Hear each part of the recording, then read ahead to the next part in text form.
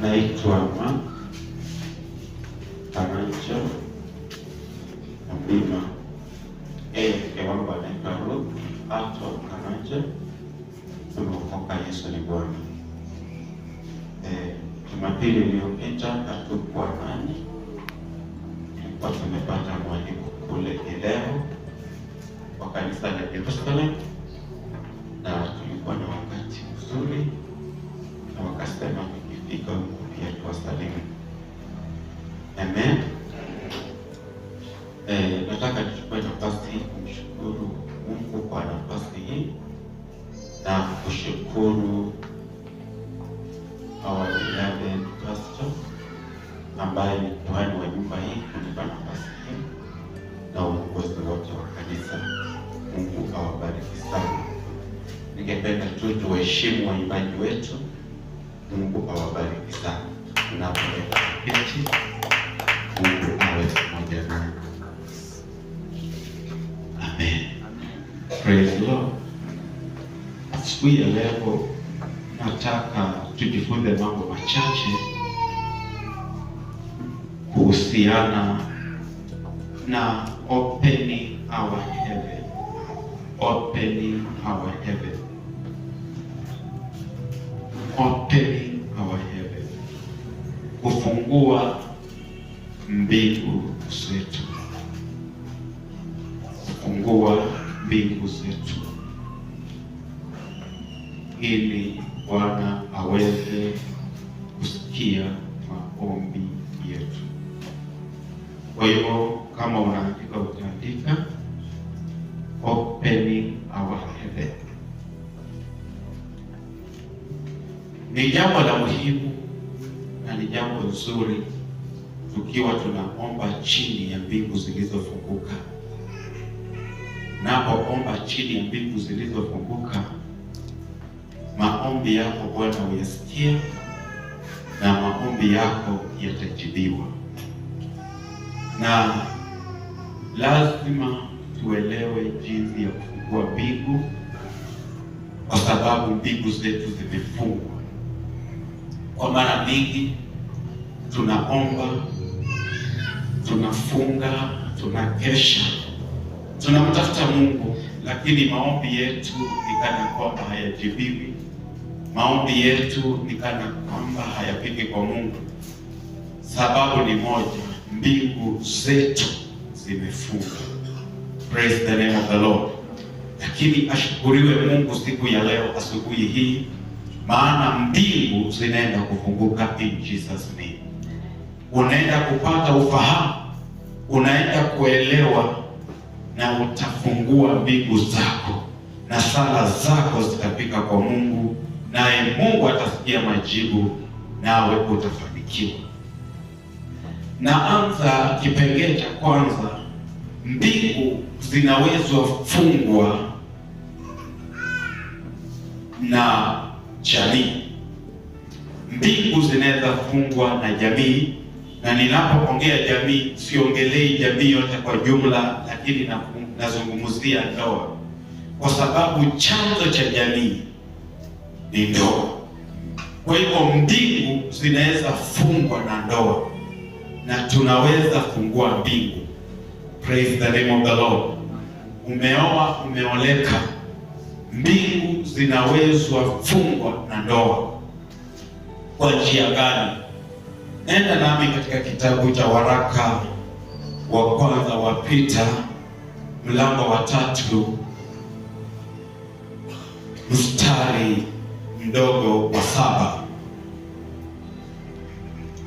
Neno la Bwana lasema ya kwamba, kadhalika ninyi waume kaeni na wake zenu kwa akili, na kumpa mke heshima kama chombo kilicho na nguvu, kama chombo kisicho na nguvu, na kama warithi pamoja wa neema ya uzima, kwa sababu kusali kwenu usije ukazuiliwa.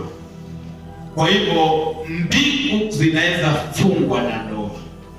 Wakati mme hampi mkewe heshima na tahadhima na kumstahili himili, kilio na machozi ya mke yanaweza kufunga ndoa na yanaweza kufunga mbingu. Praise the name of the Lord. Kwa hivyo mbingu inaweza fungwa na mume asiyemheshimu mkewe, asiyemstahimilisha mkewe, anayempa mkewe vilio kila wakati. Inaweza sababisha mbingu zikafunga, na hata ukiomba, hata ukifunga, hata tukija kwenye kesha, hata tukimwabudu, mbingu zinakuwa zimefungwa na maombi yako Yesu hawezi kuyajibu. Praise the name of the Lord. Kwa hivyo waume tulio mahali hapa, ni vizuri kumheshimu mke na kumpa mke sehemu yake jinsi anavyostahili, ili mbingu zikaweze kuwa wazi. Praise the name of the Lord.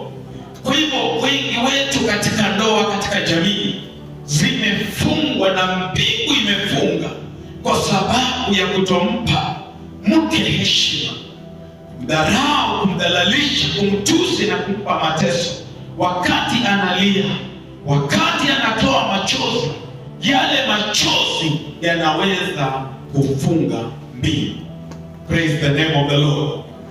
Kwa hivyo neno la Bwana linatuambia ya kwamba tukitaka mbingu zetu zifunguliwe, tukitaka maombi yetu yasikizwe na Mungu, anasema waume, kaeni na wake zenu katika akili. Kwa hivyo ni ombi. Kama jamii kiongozi katika nyumba, umwambie Bwana, nipe hekima kama kuhani kwa hii nyumba, kama kiongozi kwa hii nyumba, nipe hekima na ufahamu wa kukaa na mke wangu, kukaa na jamii yangu, ili maombi yakaweze kumfikia Jehova katika mbingu iliyofunguka.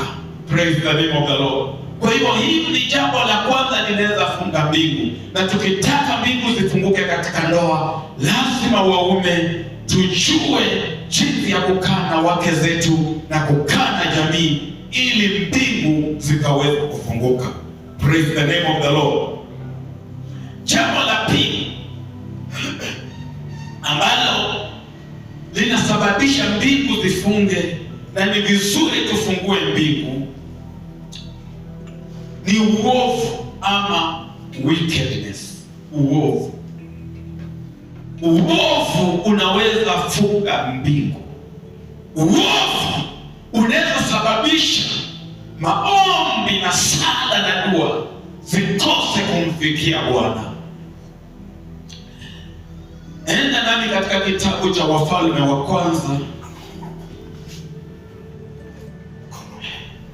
1 Kings chapter number 16.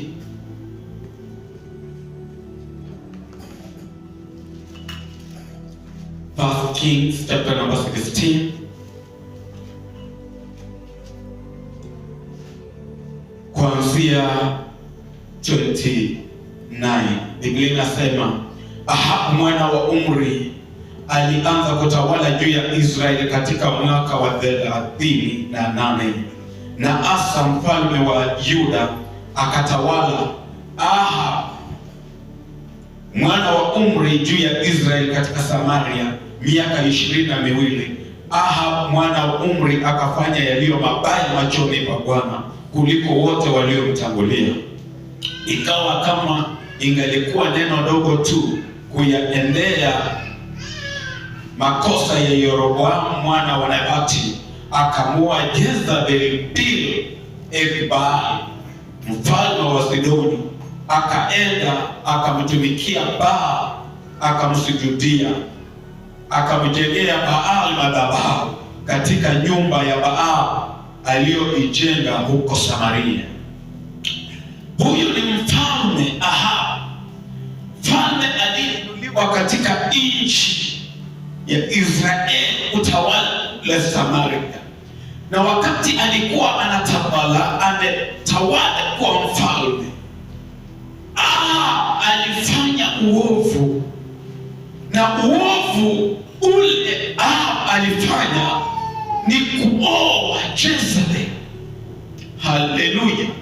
Praise the name of the Lord. Mfalme akaoa Jezebel, na ukiendelea na story, uovu ulijaa Israeli. Samaria yote ikajawa na uovu, na maombi ya wana wa Israeli ikazuiliwa.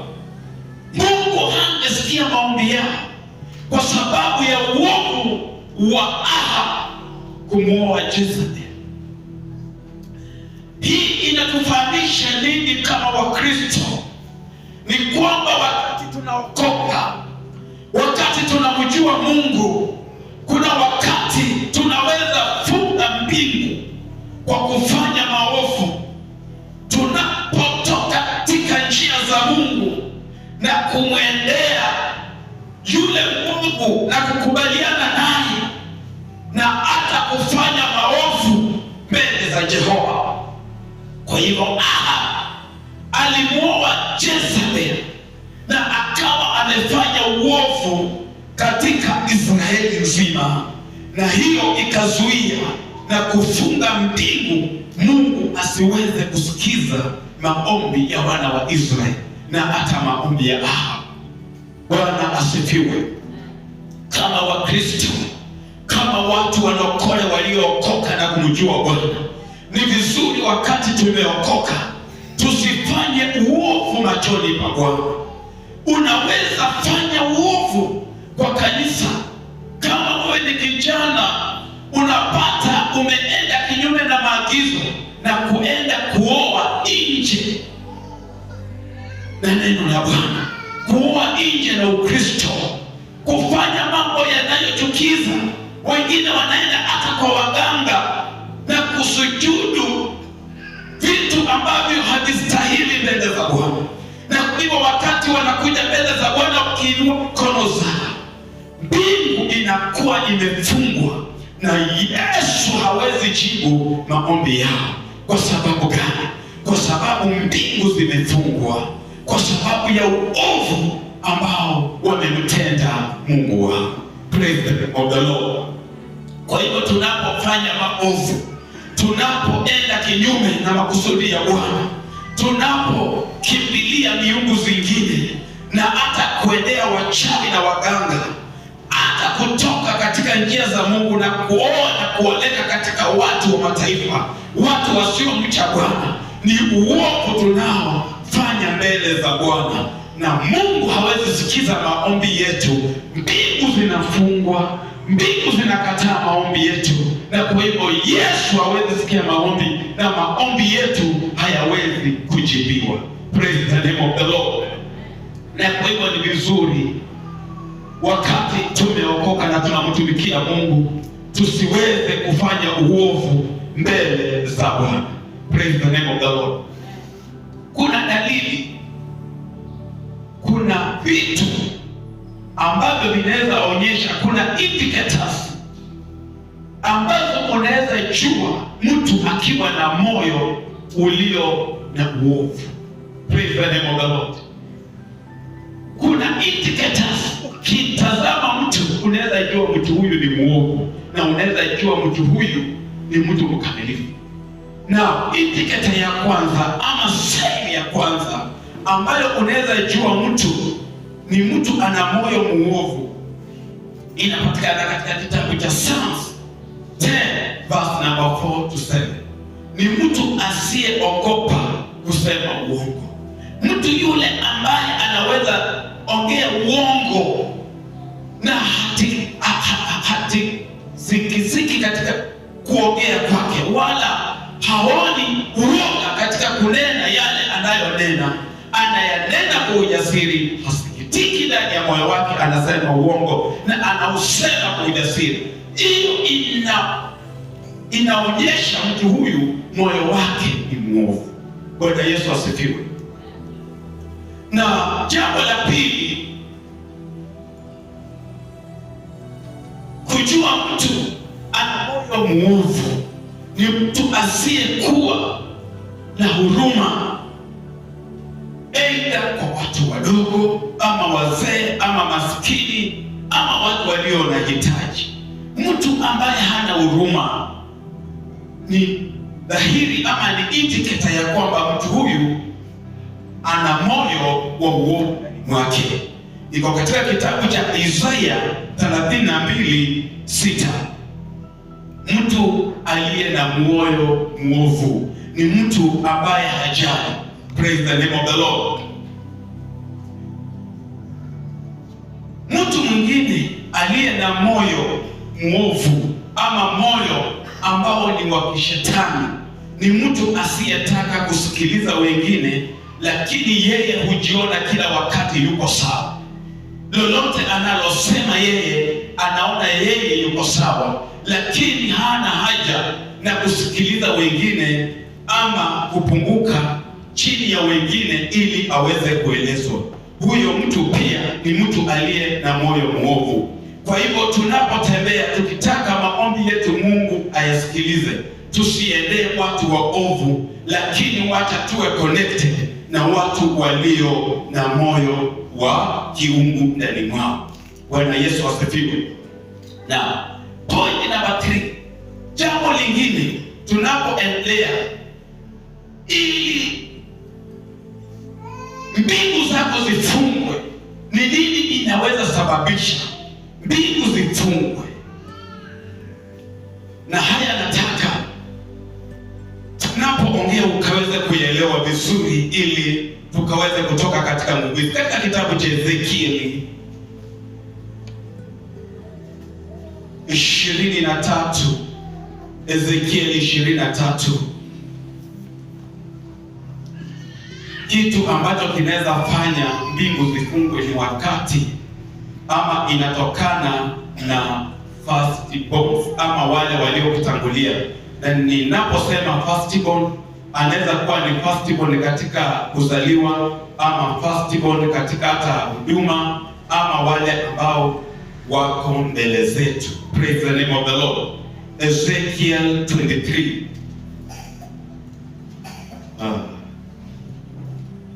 Kuanzia verse number 2. Ezekiel 23 kuanzia verse number 22. Praise the name of the Lord. Biblia inazungumzia wasichana wawili na inazungumzia wasichana wa Luti. Katika Genesis 19:33 to 36 unapata hao wasichana wa Luti. Na kwa hivyo Ezekiel 23 verse number 2 anasema, mwanadamu palikuwa na mwanamke na wanawake wawili, binti za mama mmoja, nao walizini huko Misri. Walizini wakati wa ujana wao, huko vifua vyao vililemewa, na huku waliyabana matiti ya ubikira wao. Na majina yao, mkubwa aliitwa Hola na umbo lake Aholiba. Wakawa wangu, wakazaa wana na binti. Na katika hao majina ya hao Samaria ni Hola na Yerusalemu ni Oholiba. Na Ohola alifanya mambo ya kikahaba alipokuwa wangu, naye alipenda mno wapenzi wake, washauri jirani zake, waliovikwa samawi, maliwali na mawaziri wote, vijana wa kutamanika, wapanda farasi wakipanda farasi zao. Akawagawia mambo yake ya kikahaba watu wateule wa Ashuru wote pia. Akajitia unajisi kwa vinyago vyote vya kila mmoja wao, hao waliopenda, wala hakuyaacha mambo yake ya kikahaba tangu siku ya Misri. Kwa maana wakati wa ujana wake walilala naye, wakayabana matiti ya ubikira wake, wakamwaga uzinzi wao juu yake. Kwa sababu hiyo mlimtia katika mikono ya wapenzi wake, katika mikono ya washauri aliyowapendelea, na hawa wakaufunua uchi wake, wakatoa wanawe na binti zake wakamua yeye kwa upanga, akawa jina la aibu kati ya wanawake, kwa maana walitoa hukumu juu yake. Na umbo lake Oholiba akayaona hayo, walakini alizidi kuharibika kuliko yeye. Praise the name of the Lord. Hapa Biblia, nataka unitazame, Biblia inazungumzia wanawake wawili wa mama mmoja. Na nimesema wakati Biblia inazungumzia watoto wa Luti. Bwana Yesu asifiwe. Na nimesema your elder brother, your elder sister anaweza funga mbili kwa ajili yako. Praise the name of the Lord.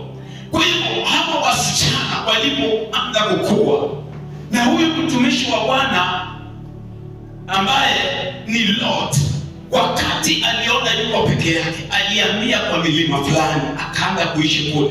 Na katika kuishi huko, kwa sababu hakukuwa na mwanamke mwingine ama mwanamume, alikuwa ni yeye na watoto wake. Haleluya. Msichana mkubwa akaambia huyu msichana mdogo, baba yetu anazeeka na hatuna mtoto, tufanye aje ili tujiletee kizao? Mkubwa akamwambia mdogo, nitamnywesha baba kileo, akishalewa nitalala naye, na kisha baadaye wewe pia utafanya hivyo. Na akafanya hivyo. Kwa hivyo mtoto mdogo aliingia kwa dhambi ya mtoto mkubwa. Praise the name of the Lord. Kwa hivyo yule anayekutangulia akiwa ni mwovu, akiwa ni mtu asiyemcha Bwana, akiwa ni mtu asiyejua njia za Mungu, kuna uwezekano wewe ukatembea katika steps zake na mbili zikavuka. Praise the name of the Lord. Hallelujah. Tuseme nini kuhusu Jacob? Tunasema Jacob alikuwa ni mbaya, lakini Jacob kwa sababu ndugu yake Esau alioa wake wengi. Bwana Yesu asifiwe. Alikuwa na wake wengi Esau, ilisababisha Jacob pia naye afate huo mti. Praise the name of the Lord. Kwa hivyo unaona kile ambacho ndugu yako amefanya, kuna uwezekano wewe ukajipata katika huo mtego. Na ndio maana tumishi wa Bwana utuambia hapa kila wakati tuombe festival. Maana akipotea jamii inayomfuata, kuna uwezekano ikakosa kuwa na mwelekeo. Praise the name of the Lord. Na ndio maana sisi kama Wakristo ni vizuri uangalie mahali ndugu yako alikanyaga, asije akawa alipotea nawe pia ukaingia katika huo upotofu. Bwana Yesu asifiwe sana. Nataka nikulete uelewe, Yesu wakati alikuwa anahudumu alikuwa na wanafunzi 12, lakini wanafunzi mmoja wa Yesu, fungua nami katika kitabu cha Yohana 1:35 kuteremka chini. Huyu ni Peter na ndugu yake Andrew. Praise the name of the Lord. Peter na ndugu yake Andrea. Na Biblia inatuambia ya kwamba Peter alikuwa ni mdogo wa Andrea. Andrew ndiye alikuwa ni mkubwa, lakini yule aliyekuwa wa kwanza kukutana na Yesu alikuwa ni nani? Praise the name of the Lord. Uko nami pale John, mtu amepata aweze kusoma Yohana 1:35.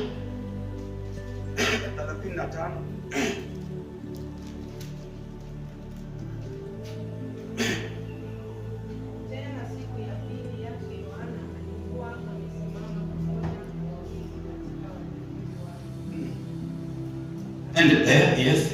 Akamtazama Yesu akitembea, akasema, tazama mwana-kondoo. Verse 37. Wale wanafunzi wawili wakamsikia akinena, wakamfuata Yesu.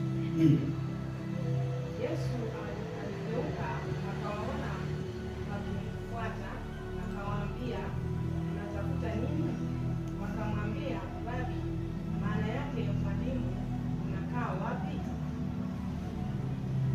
40, ruka mpaka 40.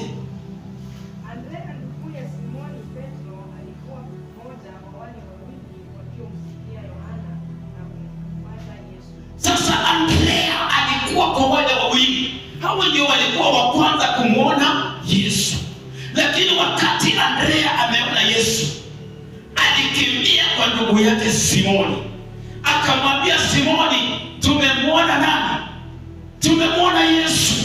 Kwa hivyo Andrea kama mzaliwa wa kwanza anakuwa kielelezo kizuri kwa ndugu yake Petro kumwelekeza mahali Yesu yuko. Bwana Yesu asifiwe. Lakini nyuma tumemwona msichana wa Lot wa kwanza anamwelekeza dada yake kufanya uzinzi na baba yake.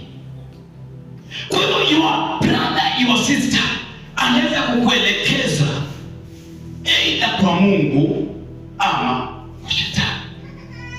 Kwa hivyo anaweza funga mbingu ama akufungulie mbingu.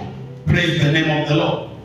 Kwa hivyo hilo ni jambo ambalo lazima tuelewe na tujue, mbingu zinaweza fungwa na ndugu zetu na mbingu zinaweza funguliwa na ndugu zetu. Praise the name of the Lord. Number 4, kile ambacho kinaweza funga mbingu, na ndio maana tunasema lazima tufungue mbingu zetu. Bwana Yesu asifiwe.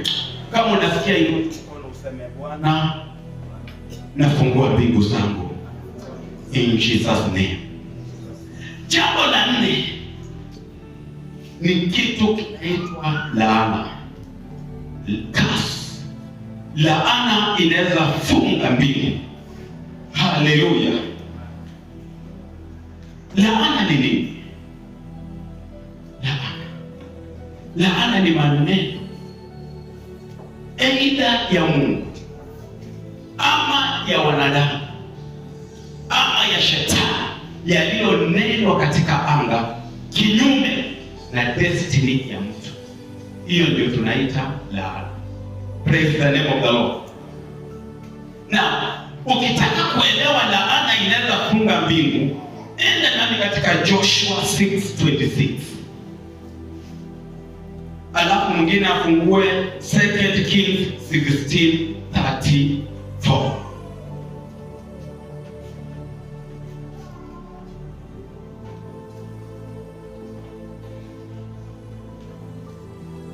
Amen.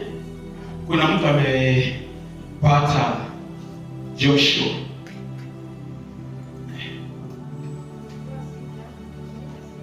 Yeah.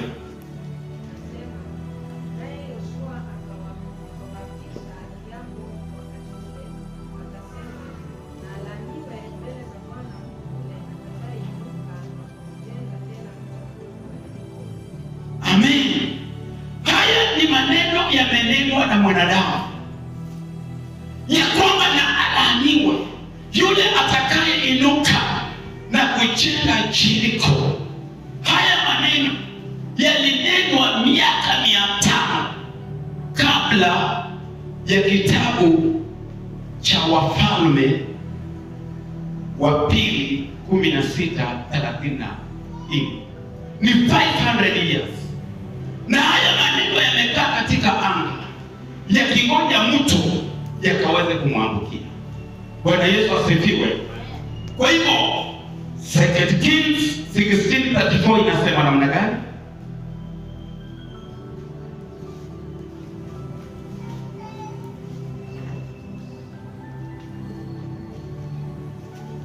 Wafalme wa Pili 16:34.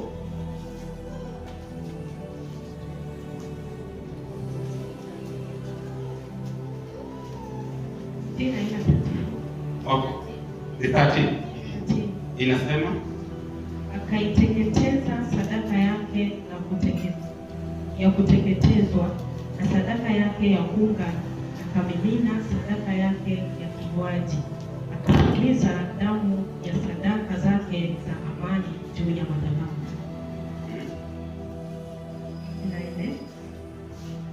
Na ile madhabahu ya shaba iliyokuwako mbele zake akaileta kutoka mbele ya nyumba, kutoka kati ya madhabahu yake mwenyewe na nyumba ya Bwana, akaiweka upande wa kaskazini wa madhabahu yake. Kuna huo mstari na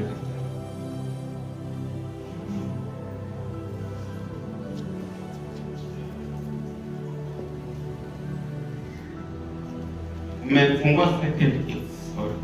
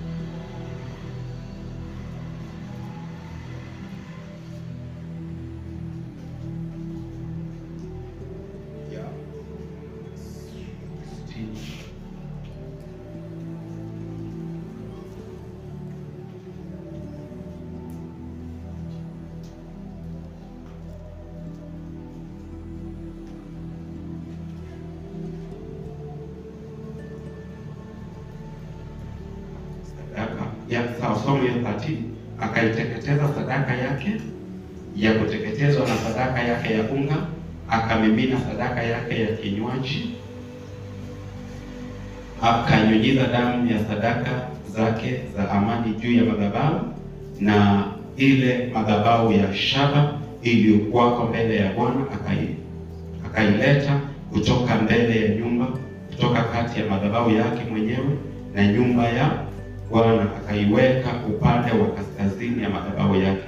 Mfalme Ahazi amwamuru Uria kuhani akisema juu ya madhabahu hiyo kuwa aiteketeza sadaka ya kuteketezwa ya asubuhi na sadaka ya unga ya jikoni, sadaka ya mfalme ya kuteketezwa. Kuna mahali natafuta, sorry, dakika moja tu na tutakuwa sawa.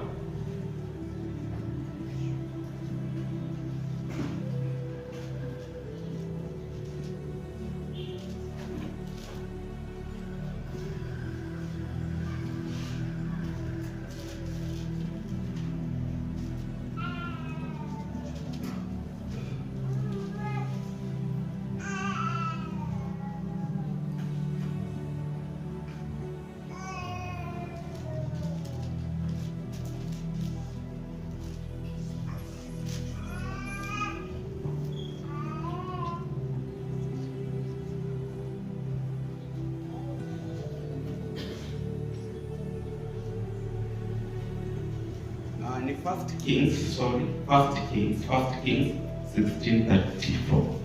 Pole. Mfalme wa kwanza 16:34. Yeah. Katika wakati wa Ahab, Yes. Yeli Betheli akaijenga upya Yeriko. Aliweka misingi yake kwa gharama ya mzaliwa wake wa kwanza Hiramu, na kuweka malango yake kwa gharama ya mwanaye mdogo Segua, yes. Kulingana na neno la Bwana alilosema kupitia Yoshua mwana wa Nuni.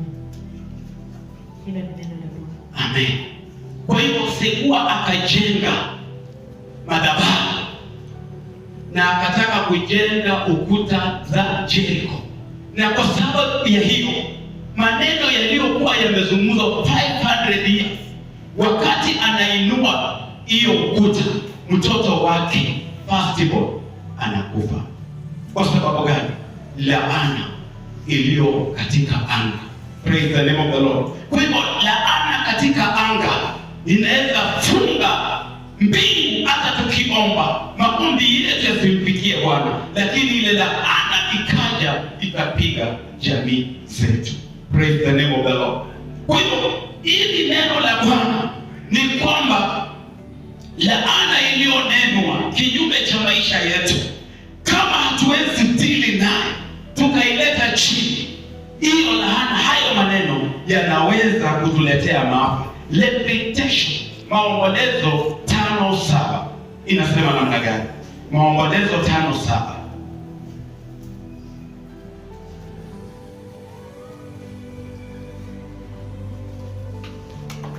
Maombolezo ni baada ya Yeremia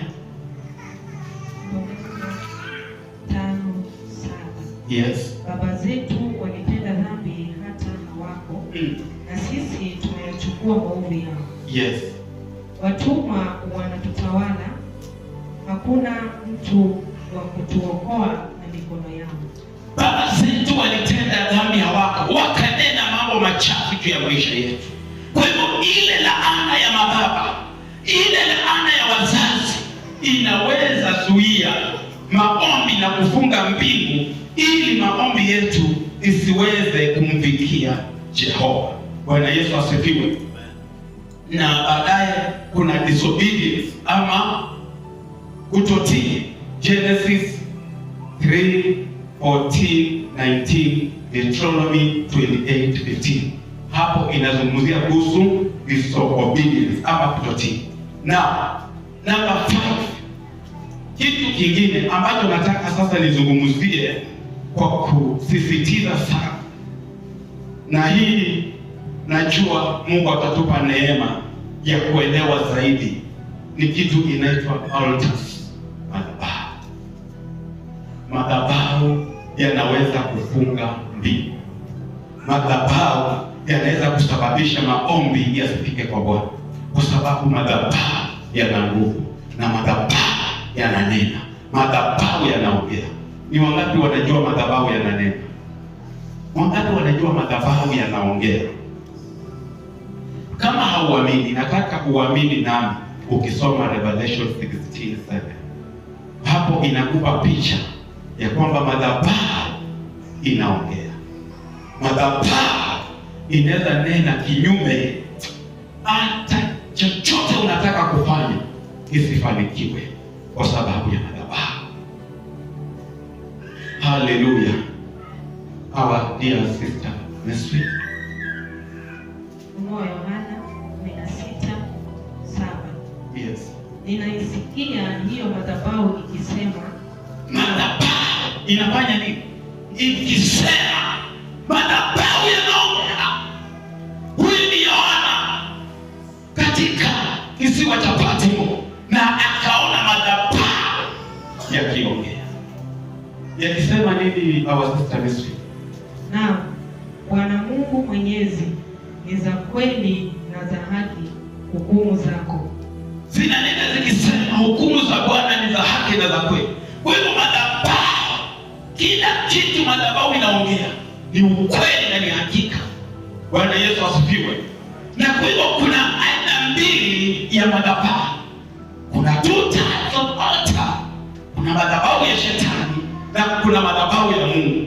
Na hapa ndio nataka tusikilizane wapendwa, na tuweze kujua madhabahu. Haleluya, tuko pamoja. Kuna madhabahu ya Mungu na kuna madhabahu ya kishetani. Praise the name of the Lord. Na hapa katikati hapa kuna kuwa na mtu anaitwa kuhani. Bwana Yesu asifiwe. Kuna mtu anaitwa kuhani. Kwa hivyo kuna madhabahu aina mbili, na haya madhabahu yote yananena. Na kwa hivyo nimeweka hapa mfano kwa sababu nataka tuelewe kitu ya kwamba madhabahu yanaweza nena ndani ya maisha ya mwanadamu na akabaki kuwa hivyo hivyo, asipanuke, asisonge, abaki hivyo kwa sababu ya madhabahu. Praise the name of the Lord. Wakati katika kitabu cha Agano la Kale madhabahu yaliwekwa kwa sababu ya sacrifice ama dhabihu. Madhabahu yaliwekwa kwa sababu ya kutoa dhabihu, ama madhabahu yako pale kwa ajili ya kutoa dhabihu. Hilo ni jambo la kwanza. Namba 2, kuteketeza uvumba mbele za Bwana. Madhabahu yaliwekwa ni kwa ajili ya kuteketeza uvumba, ili ilete harufu nzuri kwa ufalme wa Mungu. Praise the name of the Lord. Kwa hivyo yakiwa ni madhabahu ya kishetani, yataleta harufu kwa mapepo, si kwa Mungu. Kwa hivyo madhabahu yaliwekwa ni kwa ajili ya kuleta harufu nzuri ama ya kuteketeza dhabihu mbele za Bwana. Haleluya. Kwa hivyo hiyo ni mambo mawili ya muhimu yaliyowekwa ni kwa ajili ya madhabahu. Kwa hivyo Biblia inatuambia katika kitabu cha Revelation ya kwamba aliona madhabahu, na nimesema kwa kila madhabahu, kwa kila altar kuna priest. Praise the name of the Lord. Now, kazi ya kuhani ni nini? Kuhani yuko pale kupigana na madhabahu maovu na kuinua madhabahu ambayo ni ya kweli. Hiyo ndiyo kazi ya kuhani. Na kile nataka uelewe, kwa kila altar ya Mungu kuna altar ya shetani. Mtu ananielewa? Kila mahali kuna altar ya Mungu. Uelewe kuna altar ya shetani ya kupinga hayo madhabahu. Wakati Mungu huinua madhabahu yake, shetani atainua madhabahu yake. Kwa hivyo hakuna madhabahu ambayo hayana upinzani. Haleluya. Praise the name of the Lord. Kitabu cha Wafalme wa Kwanza 18 tunampata mtumishi wa Bwana ambaye Mungu alikuwa ameinua kwa jina Elijah, ili akaweze kuinua madhabahu ya Mungu, madhabahu matakatifu. Lakini shetani aliinua madhabahu ya Baali. Praise the name of the Lord. Shetani akainua madhabahu ya Baali. Kwa hivyo kulikuwa na madhabahu ya Mungu na pia kulikuwa na madhabahu ya Baali. Praise the name of the Lord. Na hivyo kukakuwa na kuhani wa kiungu kwa jina lake Elia. Na ninataka ujue, wakati shetani anainua madhabahu ya kupingana na madhabahu ya Mungu, pia yeye huinua kuhani wake. Haleluya. Kwa hivyo hakuna madhabahu yasiyokuwa na kuhani. Madhabahu ya Mungu yana kuhani, madhabahu ya shetani yana kuhani. Kwa hivyo vita ni vya kiufalme.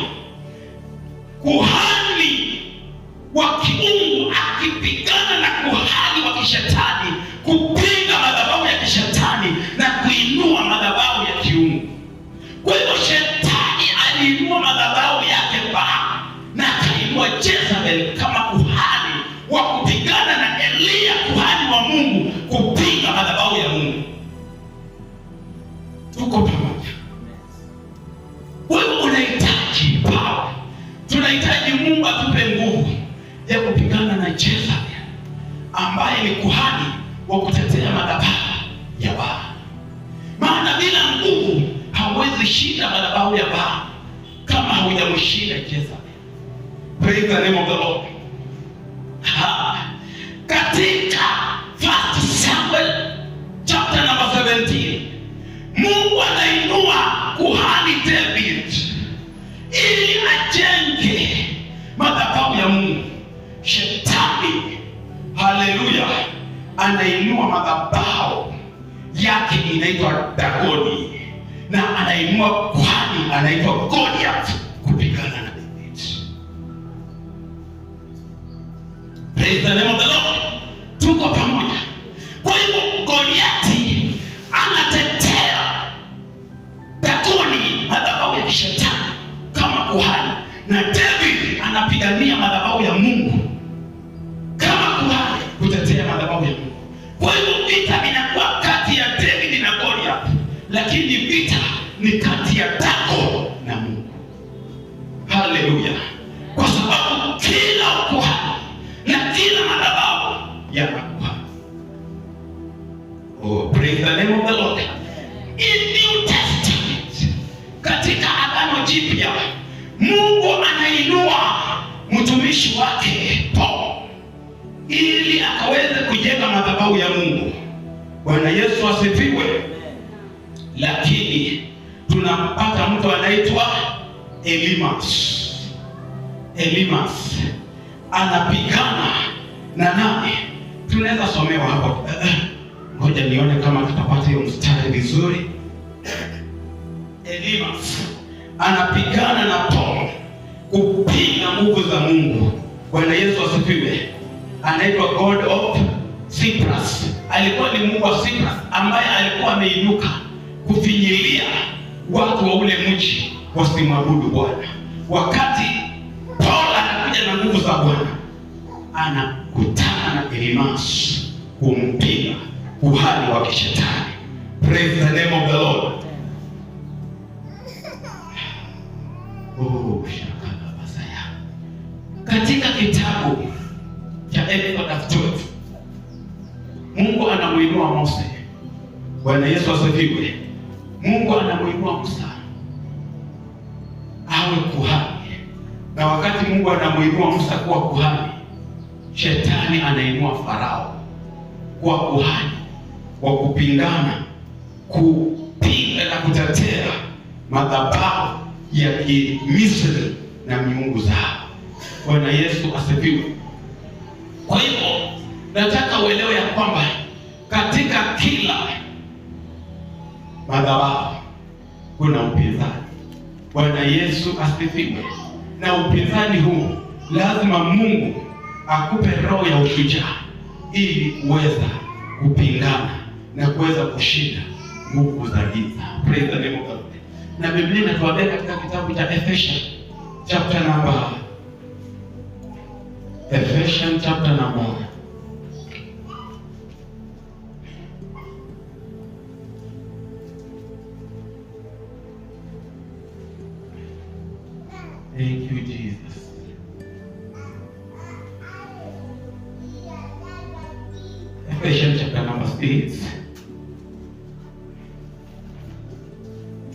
6 verse number 12.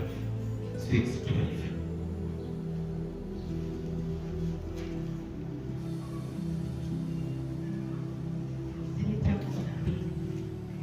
Maana kushindana kwetu sisi si juu ya damu na nyama, bali ni juu ya falme na mamlaka, juu ya wakuu wa giza hili, juu ya majeshi ya pepo wabaya katika ulimwengu wa roho.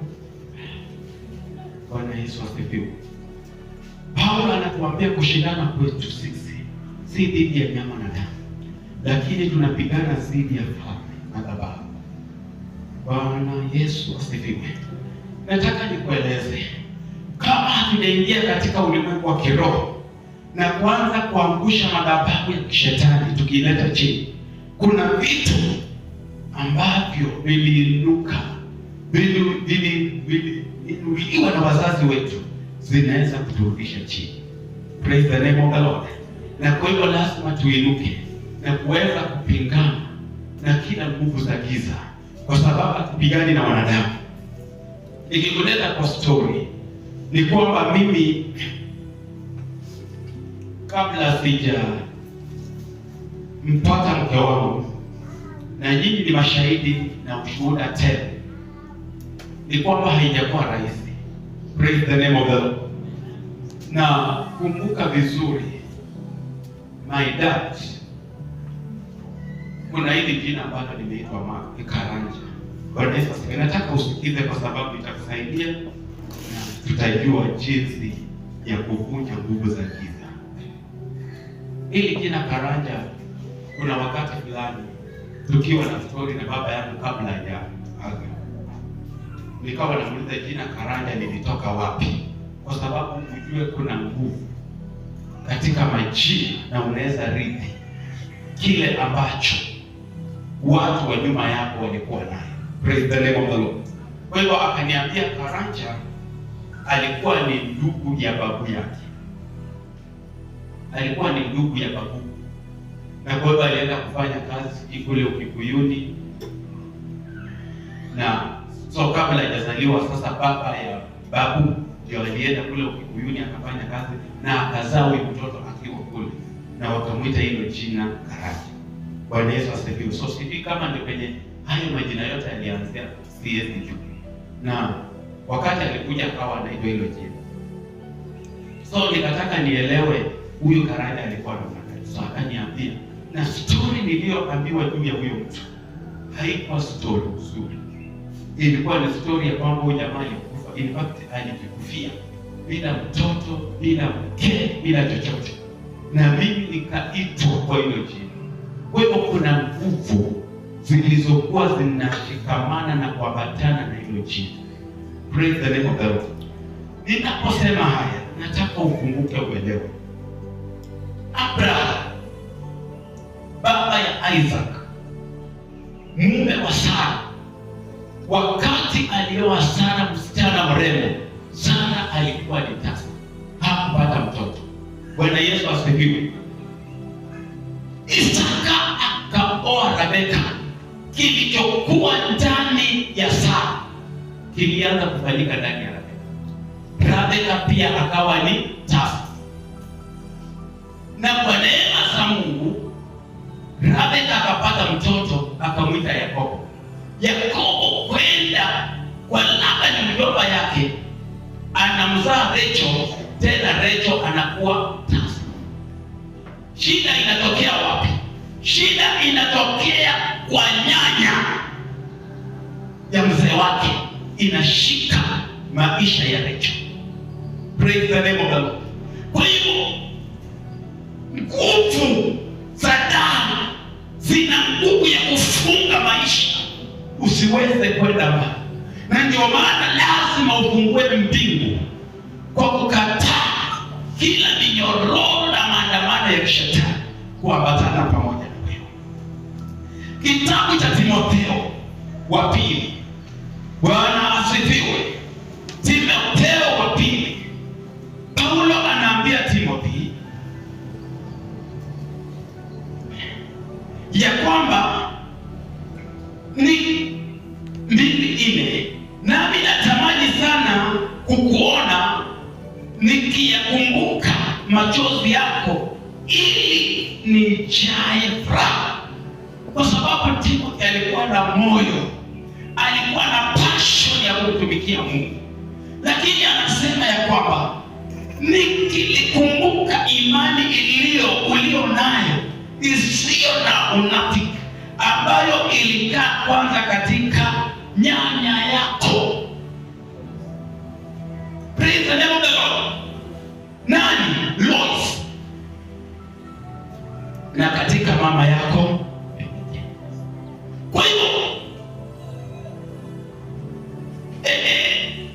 Timothy anapatana kwa hiki kitu, si ya kwamba amekitendea kazi, lakini anaingia kwa hiyo mviringo kwa sababu nyanya yake alikuwa mchaji wa Mungu. Kwa hivyo unaweza patikana mahali ni kwa sababu nyanya, baba ya mama, kwa sababu inaenda mpaka kizazi cha 4, alifanya ukapatikana katika hicho kifungo. Bwana Yesu asifiwe. Na ndio ni vizuri ukiwa unataka mbingu zifunguke, upige na umwambie Bwana, Baba, kuanzia kizazi cha kwanza ninaomba upendo, ninaomba upendo. Praise the name of the Lord. Na wewe ni mama, umeoleka kwa mume, labda unaweza kuwa umeoleka kwa Jacob, lakini laana ya nyanya ya Jacob inaweza kuwa ndani mwako, kwa sababu hii ni mambo ya damu. Na wakati unajua ni hesabu ya Mungu pekee yake na ya ndoa, ambayo 1+1 ni hapo, ni hesabu. Mungu anaharibu hesabu. Kwa Mungu upande wa ndoa ni 1+1 1. Bwana Yesu asifiwe. Wakati mnakuja pamoja, mke na mume, mnakuwa kitu kimoja. Kwa hivyo yale yanayoathiri huyu, kuna uwezekano yakakushika. Na ndio maana ni kitu cha muhimu wakati mnaomba kama jamii. Na ndio maana katika utangulizi nimesema ukimchukiza mke wako anaweza funga mbingu. Kama katika ndoa hakuna umoja, kuna uwezekano mbingu kufunga. Kwa sababu gani? Hakuna uwiano, hakuna mwingiliano, na kile kilichokuwa kinaadhiri your wife, kinaadhiri jamii ya kila mke, unaweza jipata uko katika hiyo box, na kutoka ndani unahitaji praise the name of God. Na ndio maana nasema mchana wa leo tunafunguliwa na mbingu zetu zinafunguka in Jesus name. Praise the name of God. Mbingu zetu zinafunguka in Jesus name. Mbingu zetu zinafunguka in Jesus name. Kwa hivyo kuna mambo yanaweza tufunga wapendwa, lakini mchana asubuhi ni kwamba Bwana aturehemu. Bwana aturehemu. Kuna kijana jirani yangu. Huyo kijana nimekuwa na shangaa, sasa nadhani yuko kidato cha 3 anaelekea kidato cha 4. So huyu kijana anapenda zile nyimbo za kizee tu za kina, yaani zile nyimbo tu za wazee. Anapenda kusikiliza hizo muziki. Na akienda sana anapenda reggae. Kwa hivyo nikataka nijue huyu kijana, basi baba yake alibariki. Kwa hivyo nilitaka nijue, nikakumbuka maana baba yake alikuwa rafiki yake. Na baba yake alipenda hizo nyimbo. Bwana Yesu asifiwe. Alipenda reggae. Na huyu mtoto amejipata amependa hiyo kitu. Bwana Yesu asifiwe. Wapendwa, kuna vitu vingine tunatamani kutoka, hatutoki. Ni kwa sababu tumenaswa. Lazima Bwana atufungue. Lazima Jehova atufungue. Bwana Yesu asifiwe. Unashangaa hii ndoa haisongi. Unashangaa haya maisha hayasongi. Ni nini Bwana? Lakini je, tunaweza rejelea misingi zetu tukaangalia mambo haya yalitokea wapi? Kwa sababu kama wasichana wa Lutu walisindikishana kutenda maovu, kuna uwezekano labda dada yako, ndugu yako alikuelekeza katika maovu haya, ama ni mambo ya ndoa imekupata katika hali hii. Praise the name of the Lord. Tukiomba maombi hayafiki kwa Mungu, mbingu zimefunga, unang'ang'ana, haiwezekani. Na ninakumbuka kuna siku moja nikaenda kutembelea askofu tukiwa na mchungaji. Askofu akawa amechoka ndani ya moyo wake, akaniambia, Karanja, lazima mwaka huu upate ndoa, na kawa na uchungu wa kiroho, na akasema utaitwa Perez. Bwana Yesu asifiwe. Na kutoka pale ndio milango zikafunguka na Mungu akanionekania, kwa sababu anga ilikuwa imefunguka na Mungu akatenda miujiza, na sasa niko jinsi nilivyo kwa sababu kuna kitu ilitendeka. Praise the name of God.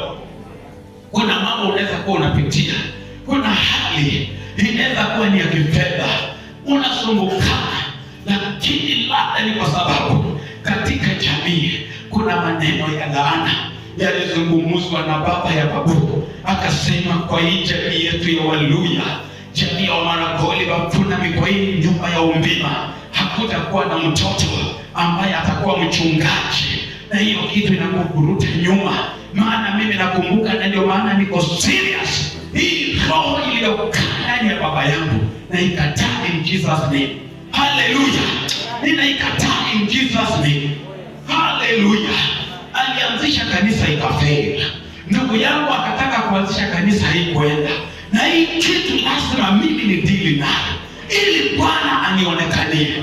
Wewe katika maisha kuna mambo labda unajaribu, ndoa haiendi, umefanya upelelezi, labda ni mambo ya nyanya hakukaa kwa ndoa. Lazima ukue serious, useme enough is enough. Haya mambo yatakomea kwa nyanya yangu, hayatakuja upande wangu, maana Mungu ninayemtumikia ako zaidi ya huu Mungu wa kishetani. Na usimame. Bwana Yesu asifiwe. Na ujue unapigana vita si vya nyama na damu. Shida si mume wako, shida si mke, shida si biashara. biashara ziko sawa, lakini kuna nguvu, kuna mamlaka ya kishetani inapingana na maisha yetu. Wapendwa, lazima tusimame na tuseme enough is enough. Katika biashara lazima tuinuke in the name of Jesus. Bwana Yesu asifiwe. Kuna vitu havisongi wapendwa. Shida si biashara. Biashara watu wanaendelea, lakini kuna mambo walinena ya laana ya kwamba kwa hii jamii. Nilikuwa mahali kule Kabarasi, kuna mtu aliinuka Mkabarasi akaongea mambo, akasema sisi wa Kabarasi, sijui kabila fulani, sisi si wa kuchezea, na sisi mtu akicheza na sisi tunampiga. Na huyo mama alikuwa rafu, yaani anasema sisi wa Kabarasi wa aina hii tunakwenda hivi, na hiyo ikawa hivyo ndio wako. Bwana Yesu asifiwe. Na hivyo unaweza pata katika jamii, unasema sisi wa Isuha wa watu fulani tunakwanga hivi, ya kwamba wa Maragoli wa Funani tunakwanga hivi. Sisi hatuendani mbali, tukianza biashara inafika hapa. Lakini kuanzia leo, si biashara yetu inuke, si biashara yetu inuke wakati tunapigana. Number one, ukitaka biashara inuke, ukitaka mbingu zifunguliwe, number one, lazima ujue adui unayepigana naye na priest aliye katika haya madhabahu. David alijua Goliath na akajua anapigana na Dagoni. Bwana Yesu asifiwe. Hapo anapigana na Goliath, alikuwa anapigana na Dagoni. Tusimame.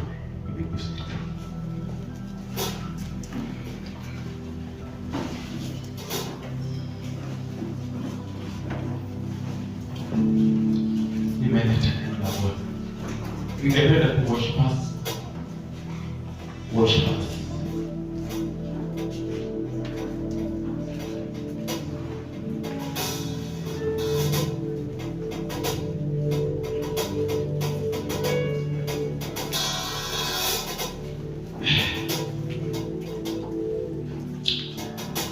Kila mtu anataka kufanikiwa. Mimi Amosheta zila kakaka meke dastakaya dosi. Kuna nguvu zinapingana na maisha yetu.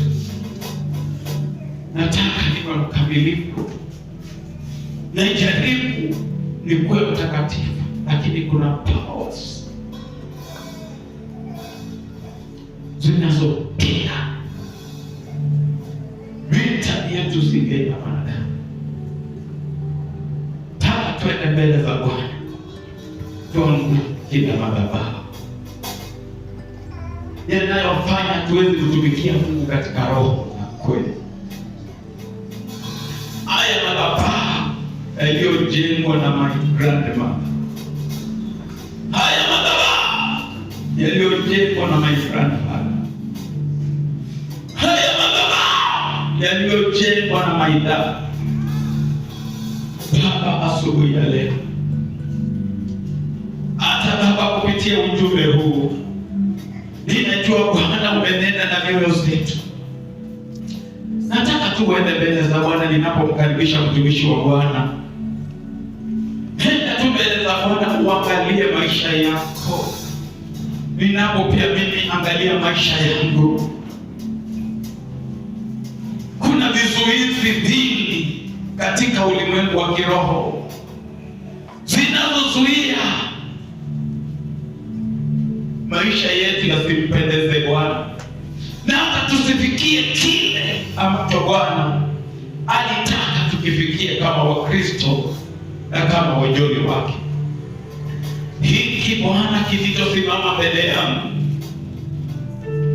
upinzani huu ulioinuka kinyume cha maisha ya Karanja, maisha ya Ruth, falme wa ajabu, ninakiteka nyara, ninakirudisha chini ya mamlaka ya Yesu. Hiki kilichoinuka, madhabahu ya Wamaragoli, madhabahu ya Wafunani na jamii ya Umbima, Baba, kinachoinuka asubuhi na mchana kunipinga Bwana, ili nisione mwanga wa Yesu, ninakamata haya madhabahu, ninakamata ufalme huu wa kishetani, ninaangusha na kubomoa haya madhabahu. Vile Dagoni alianguka mbele Baba ya sanduku la agano, haya madhabahu yanaanguka chini ya Yesu mkuu wa Nazareti. Haya madhabahu Yesu moliza abagina, ninayaangusha, ninayateka nyara, yanayosimama kinyume cha Solution Center, kuleta vurugu na kiburi na madharau.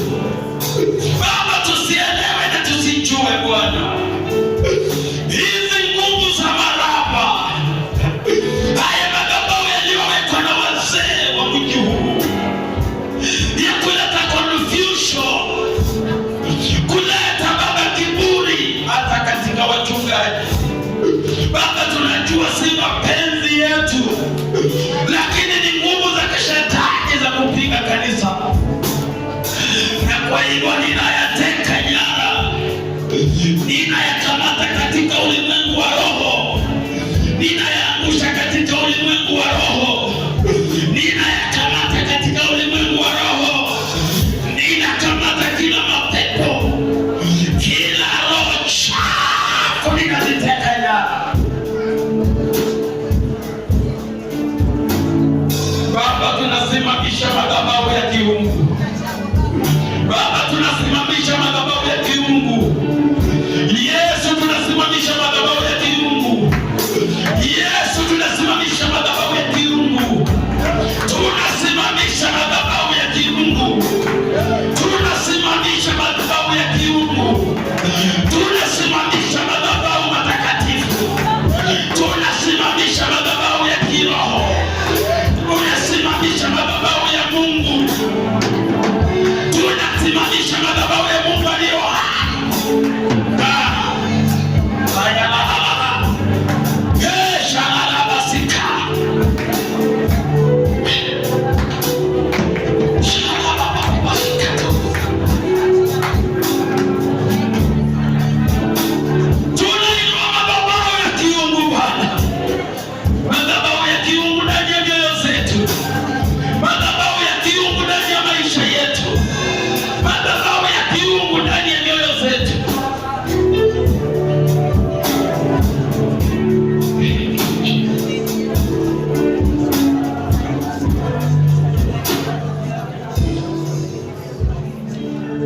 Baba mtakatifu, Mungu uliye hai, ninaliinua na kulihimilisha jina lako. Nasema ni asante kwa ajili ya neno lako. Asante Bwana ni kwa ajili ya msamaha wa dhambi. Asante Bwana ni kwa ajili hata Baba ya madhabahu haya ya kiungu ambayo unainua mahali hapa. Baba, tunakushukuru maana hakuna madhabahu ya watoto itainuka juu yetu. Hakuna madhabahu ya waisuma itainuka juu yetu. Hakuna madhabahu ya wakabarasi, madhabahu ya wanga, madhabahu ya Samia, yote hakuna madhabahu itasimama na hata Baba kulishinda neno lako. Baba, tusaidie haya madhabahu yako. Tupe moyo wa busara, tupe moyo wa ushujaa, na utupe moyo uliooneka unaotamani kila wakati, maana huo ndio moyo unatafuta, huo ndio moyo unataka kuinua. Baba, ndani mwetu ondoa kiburi. Baba, tupe unyenyekevu. Baba, tupe kusikia, maana haya yatatufanya mbingu zetu zifunge. Tupe moyo wa umoja Bwana, tupe moyo wa kuheshimiana, tupe moyo Baba, ondoa ndani mwetu mioyo za kishetani, katika jina la Yesu. Na kushukuru na kuinua kwa Kristo aliye Bwana wetu, naomba na kuamini.